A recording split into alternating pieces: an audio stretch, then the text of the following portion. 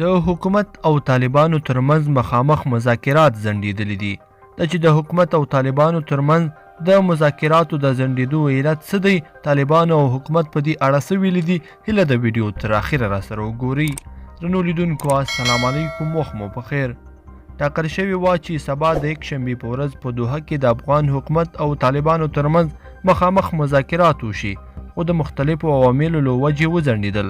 خو ځینې سرچینې بیا وایي چې دغه مذاکرات په بشپړ ډول ځنډېدلي نه دي، بلکې د تخنیکي تیاریو لپاره یې نیټه شاته غورځېدلې، خو لا هم دویمه نیټه نه ده مشخصه شوې. افغان حکومت او طالبان یو پر بل د مذاکراتو د ځنډېدو پړه اچوي، خو تازه واشنګټن پوسټ او ولسمشر غني په یوه لیکلې مقاله کې ویلي چې افغان حکومت د سولې لپاره ټول لوړ قیمت ادا کړی او اوس وار د طالبانو دی. طالبانو په یوه خپره کړې اعلامیه کې له حکومت سره مخامخ مذاکرات ځنډولي او یوه بیا یې ویلي چې افغان حکومت په رسمیت سره نه پیژني. په داسې حال کې چې د 15,000 طالب بندیانو تر خلاصېدو وړاندې یې وویل چې که بندیان یې خوشې شي حکومت سره مذاکراتو ته چمتو دي. د طالبانو وروستی دریځ د دې ډلې په سیاسي راتلونکي شکونه زیات کړي او خلک یې په دې ډلې بې باوره کړي دي.